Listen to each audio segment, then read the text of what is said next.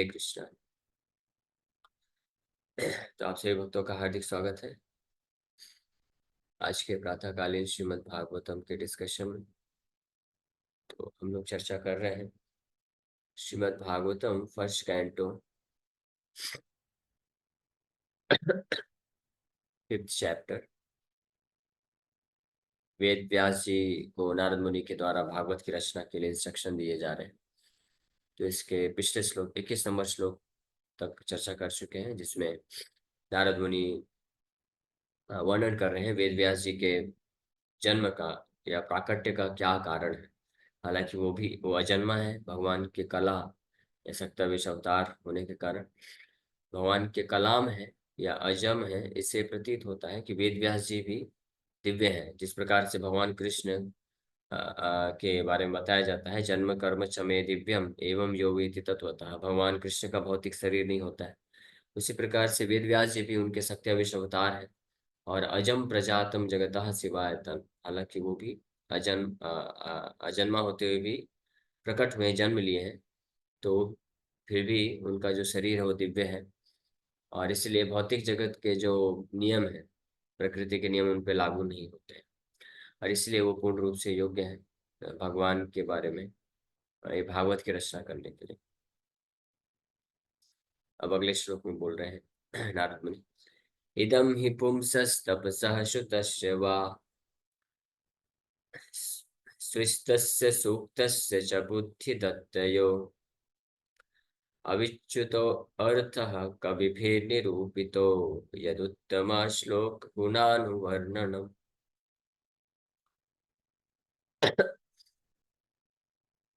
Learned circles have positively concluded that the infallible purpose of the advancement of knowledge, namely austerities, study of the Vedas, sacrifice, chanting of hymns, and charity, culminates in the transcendental descriptions of the Lord, who is defined in choice poetry. तो इदम हि पुंसः तपसः श्रुतस्य वा स्विष्टस्य सूक्तस्य च बुद्धिदत्तयो अविच्युतः अर्थः कविभिर्निरूपिता यत् उत्तम श्लोक गुणानुवर्णनम्। तो नारद मुनि श्लोक में बोल रहे हैं कि कविवीर निरूपिता, कविवीर का मतलब होता है जो वास्तविक रूप में विद्वान व्यक्ति हुए हैं, महान ऋषि मुनि हुए हैं। और कवि ब्रह्मा जी भी को भी कवि बोला जाता है, कविवीर रिकॉग्नाइज लर्नेड पर्सन। निरूपिता, उनके द्वारा ये निष्कर्ष दिया गया है। क्या निष्कर्ष दिया गया है? कि इस संसार में किसी भी व्यक्ति के द्वारा इदम मतलब इस भौतिक संसार में किसी भी व्यक्ति, पुंसः मतलब किसी भी व्यक्ति के द्वारा जो भी तपस्या, तपस्या श्रुतस्य वा, जो भी तपस्या की जाती है, श्रुतस्य मतलब श्रुति, वैदिक शास्त्रों को अध्ययन करना, पढ़ना। तो पहले के समय में श्रुति होता था। श्रुति मतलब सुनते थे, गुरुजी प्रवचन करते थे और सुनते थे वैदिक गुरुकुलों में इसलिए वैदिक शास्त्रों को श्रुति भी बोला जाता है। और श्रुतस्य का मतलब होता है वैदिक शास्त्रों का अध्ययन करना, सुनने के माध्यम से, गुरु के द्वारा श्रवण करके वैदिक शास्त्रों का अध्ययन किया जाता था श्रुतस्य। तो किसी भी प्रकार की तपस्या और श्रुतस्य वैदिक शास्त्रों का श्रवण के माध्यम से अध्ययन करना, यानी वैदिक ज्ञान प्राप्त करना, या और फिर उसके अलावा स्विष्टस्य यज्ञ करना, सूक्तस्य आध्यात्मिक ज्ञान, आध्यात्मिक एजुकेशन, स्पिरिचुअल एजुकेशन और बुद्धि, कल्चर ऑफ नॉलेज, दत्तयः चैरिटी, दान। और तो ये सब जो भी किया जाता है तो उसका एकमात्र उद्देश्य अविच्युतः अर्थ, उसका एकमात्र जो अंतिम लक्ष्य होना चाहिए या होता है, या जो जिस अंतिम लक्ष्य को प्राप्त करने से ये सब सिद्ध माना जाएगा या सफल माना जाएगा। किसी ने किसी व्यक्ति ने तपस्या किया है, किसी ने वैदिक शास्त्र को सुना है, या कोई यज्ञ किया है, आध्यात्मिक ज्ञान प्राप्त किया है, किसी की बुद्धि विकसित हो चुकी है, या कोई दान कर चुका है, तो ये सब सफल तब माना जाएगा जब अ, अच्युत अर्थ उत्तम श्लोक गुणानुवर्णन। अगर इसके परिणाम स्वरूप, ये सब करने के परिणाम स्वरूप, वो अच्युत भगवान अच्युत का उत्तम श्लोकों के द्वारा उत्तम श्लोक मतलब चॉइसेस्ट पोएट्री, यानी भागवत के श्लोकों को उत्तम श्लोक बोला जाता है। उत्तम श्लोक का मतलब होता है उद्गत तम उत्तम कहलाता है, यानी इस भौतिक संसार से, भौतिक अवस्था से ऊपर उठ करके आध्यात्मिक स्तर पे, दिव्य स्तर में ले जा करके, तमोगुण में नहीं। ये भौतिक संसार को अंधकारमय बोला गया है, तमोगुण है, अंधकार है। तो उद्गत तमा, यानी तमस्सो माँ ज्योतिर्गम, तमस से, अंधकार से ऊपर उठा करके दिव्य स्थिति में ले जाना, उसको बोला गया है उत्तम। तो इस प्रकार से उत्तम श्लोकों के द्वारा, यानी दिव्य दिव्य रचनाओं के द्वारा, ऐसे भगवान के गुणानुवर्णनम, गुण अनुवर्णनम, भगवान के दिव्य गुणों को, लीलाओं को जो वर्णन करता है, तब माना जाता है कि उस व्यक्ति का, किसी भी व्यक्ति का इस संसार में, उसकी तपस्या, बुद्धि, ज्ञान, वैदिक अध्ययन, यज्ञ और दान, ये सब सफल है। या दूसरे शब्दों में बोले तो अगर कोई व्यक्ति कितने भी प्रकार के वैदिक के ये सब कार्य करता है, जो यहाँ पे वर्णन है, तपस्या, श्रुतस्या, सुष्टस्या, सुप्तस्या, बुद्धि, दान, ये सब करता है, लेकिन अंततः भगवान कृष्ण के जो उत्तम श्लोक हैं, उनको वर्णन करने में या उसको श्रवण करने में रुचि उत्पन्न नहीं होती है, तो इसका मतलब उसका सारा ये सब चीज क्या हो गया, उसी प्रकार से व्यर्थ हो गया, जिस प्रकार से ये एक अन्य श्लोक में नारद मुनि बताएंगे आगे चल के। ये उसी प्रकार से व्यर्थ है जिस प्रकार से डेकोरेटिंग द डेड बॉडी, मृत शरीर को कोई बहुत ही अच्छे अच्छे अलंकार से डेकोरेट करे, सजाए, उसका क्या फायदा है? व्यक्ति तो मरा हुआ है, तो उसका कोई फायदा नहीं। तो इसी प्रकार से ये सब यूजलेस हो जाता है। तो इसलिए नारद मुनि वापस से पिछले कई श्लोकों में नारद मुनि तो वेद व्यास जी को ये वर्णन किए कि भगवान के बारे में अगर आप दिव्य रूप से गुणगान करते हैं, तो उसमें कोई नुकसान नहीं है, उसमें कोई असफलता का चांस ही नहीं है, और वो एकमात्र लाभदायक है, हितकारी है हर व्यक्ति के लिए। अब इस श्लोक में वर्णन कर रहे हैं कि अगर आप वो नहीं करते, इनडायरेक्टली नारद मुनि ये बताना चाह रहे हैं कि अगर आप भगवान कृष्ण का गुणगान उत्तम श्लोकों से नहीं करते हैं, तो आपने जो भी अभी तक शास्त्रों में वर्णन किया है, व्यक्तियों को, इस संसार के व्यक्तियों को तपस्या, वैदिक अध्ययन, यज्ञ, दान, बुद्धि प्रदान करने की जो चीजें हैं, ये सब जो भी वर्णन किया है, वो सब यूजलेस हो जाएगा, उसका कोई अर्थ नहीं हो जाएगा।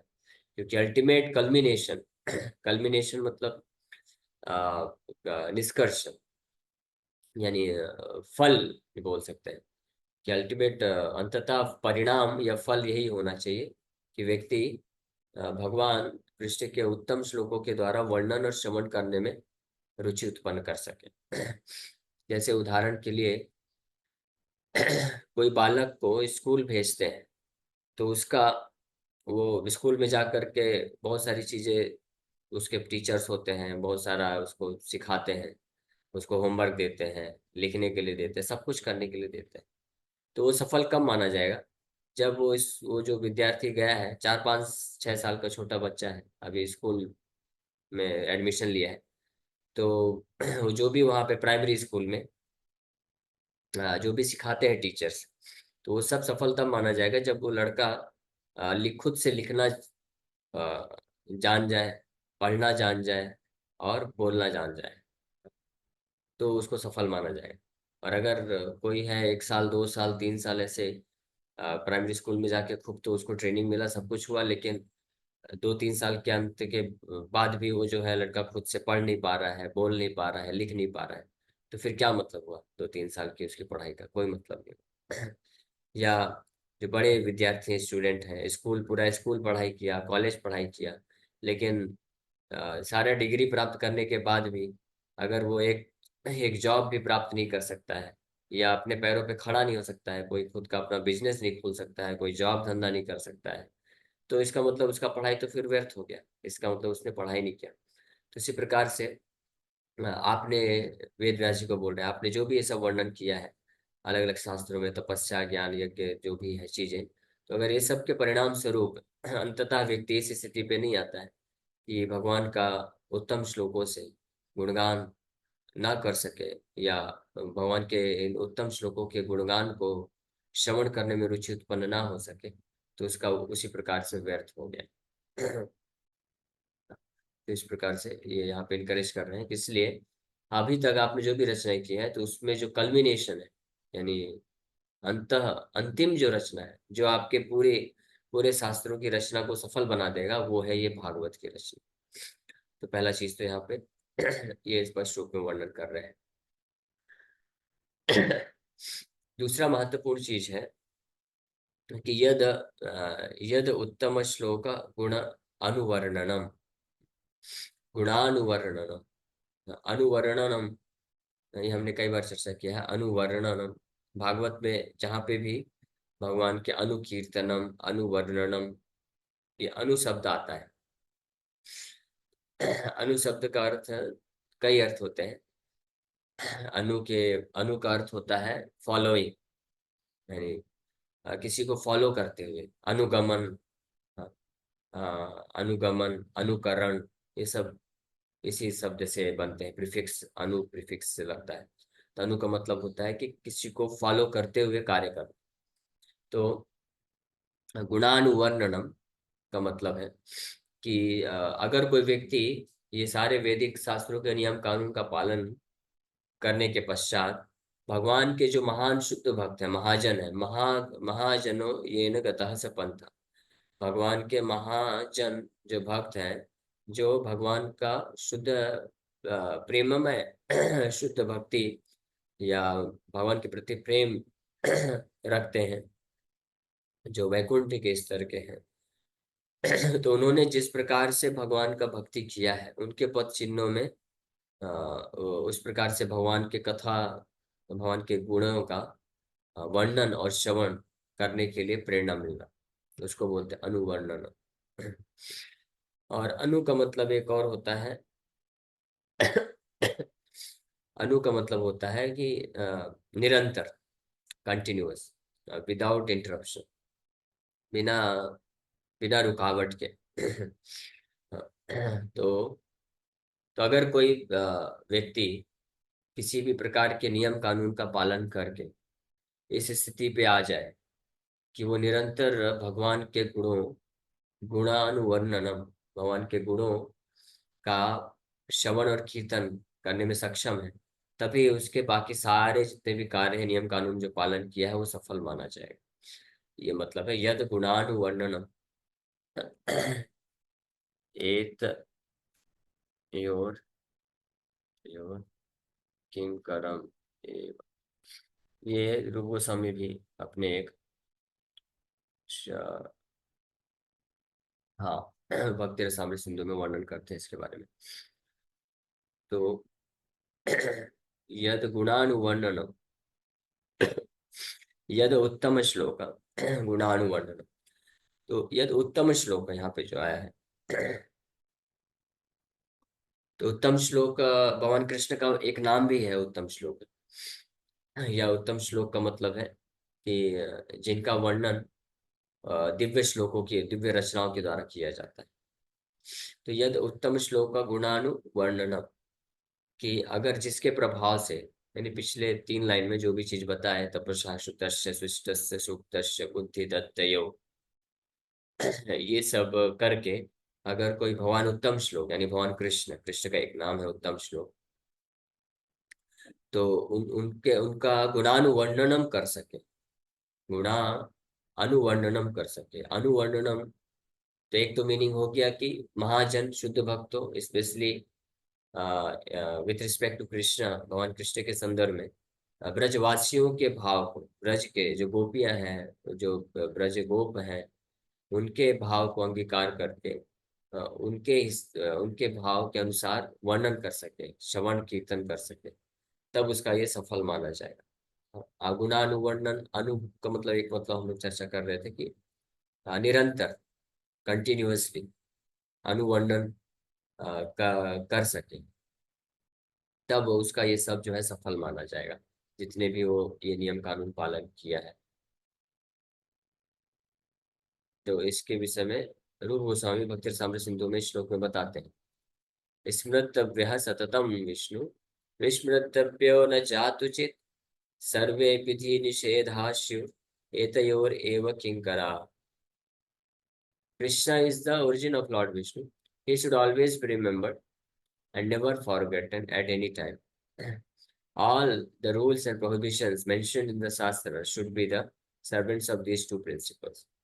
यद उत्तम श्लोक गुणानुवर्णन, यद मतलब जिसके प्रभाव के कारण उत्तम श्लोक का गुण अनुवर्णनम हो सके, यानी उनके गुणों का।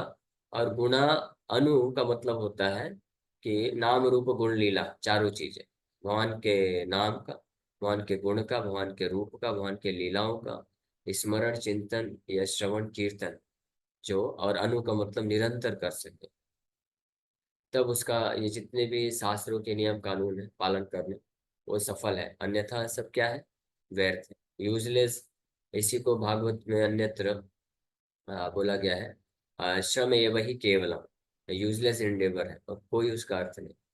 श्रम एव ही केवलम को व्याख्या करते हुए बताते हैं कि उसी प्रकार से ये यूजलेस हो जाता है, शास्त्र के अलग अलग नियम कानून का पालन करना, अगर वो विश्वक्षेण कथासुया न उत्पादेद यदि रतिम, श्रमेव केवलम।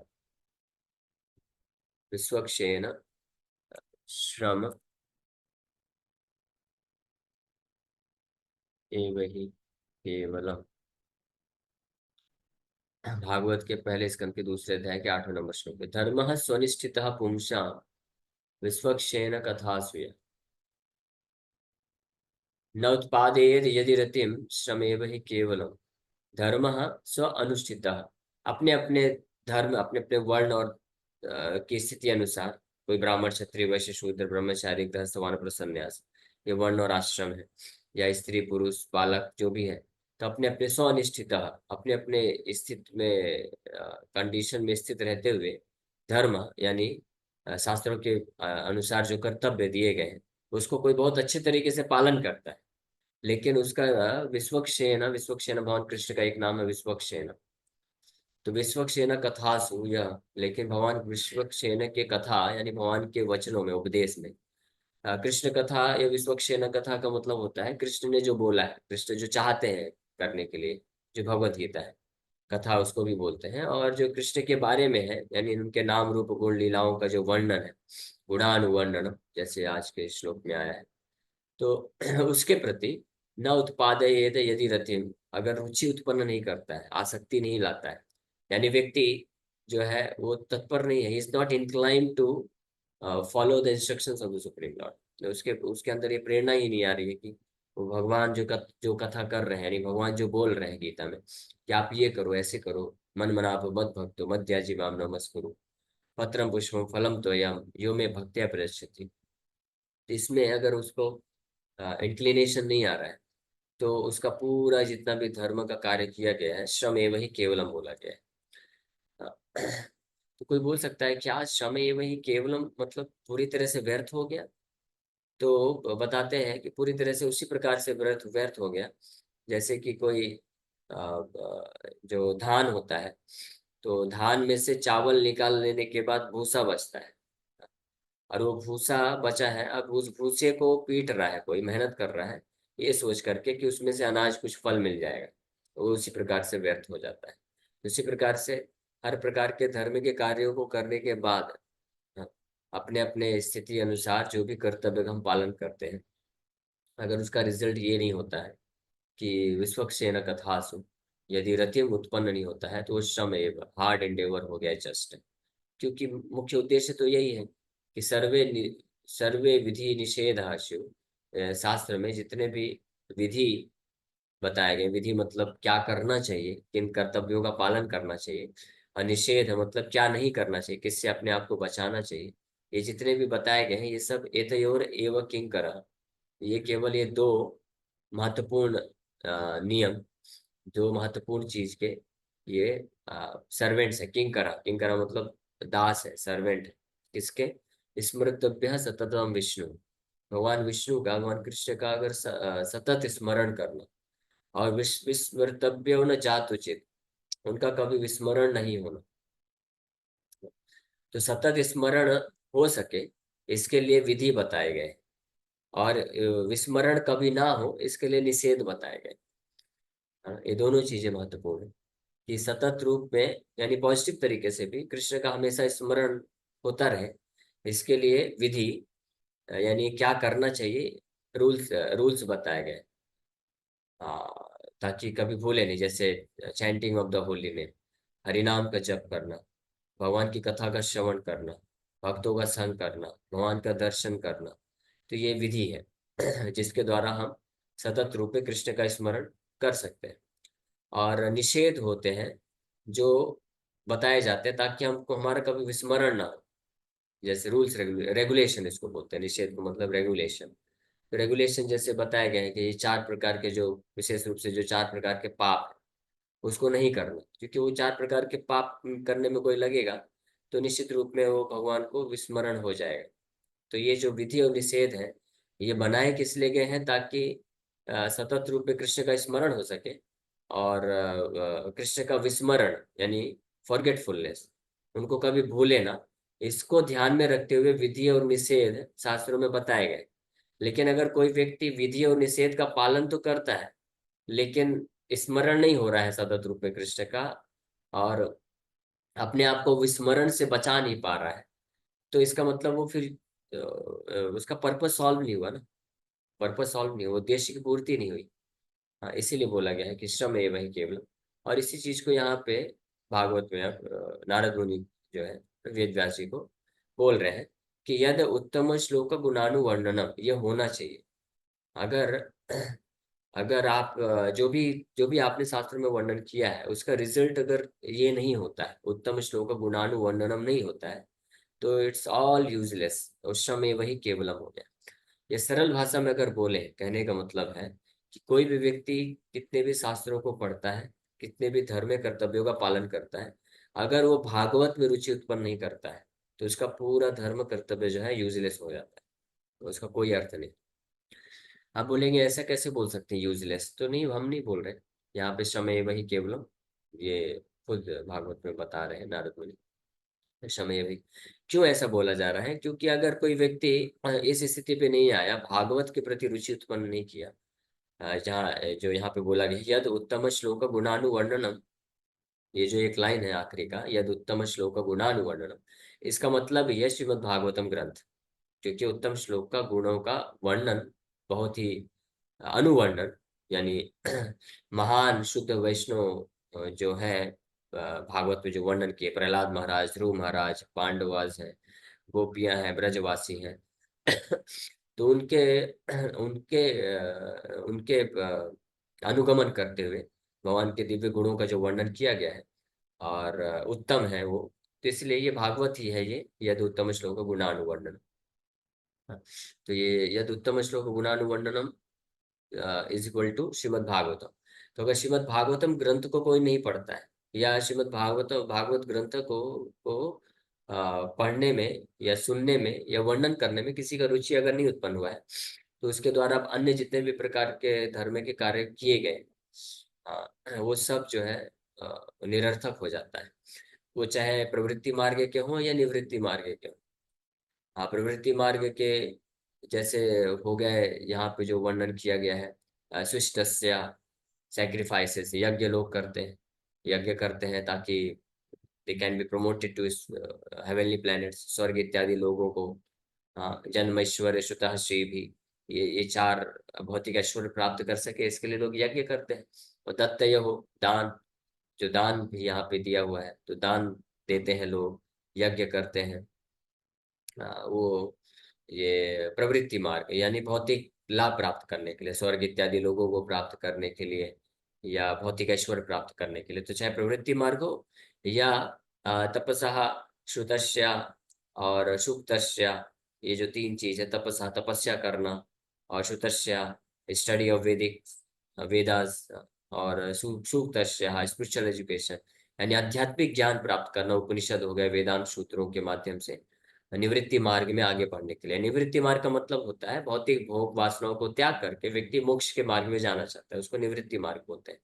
तो चाहे निवृत्ति मार्ग के कार्य करे, धर्म का पालन करे, या प्रवृत्ति मार्ग के धर्मों का पालन करे, ये दोनों ही प्रकार के धर्मों का अगर पालन करता है, लेकिन इसका रिजल्ट, परिणाम ये नहीं होता है कि उसको श्रीमद् भागवत ग्रंथ उसका प्रिय नहीं बन जाता है, वो श्रीमद् भागवत ग्रंथ का जो है श्रवण और कीर्तन करने में उसको टेस्ट नहीं है, विकसित नहीं कर पाता है, तो उसका कोई अर्थ नहीं, वो यूजलेस हो जाता है।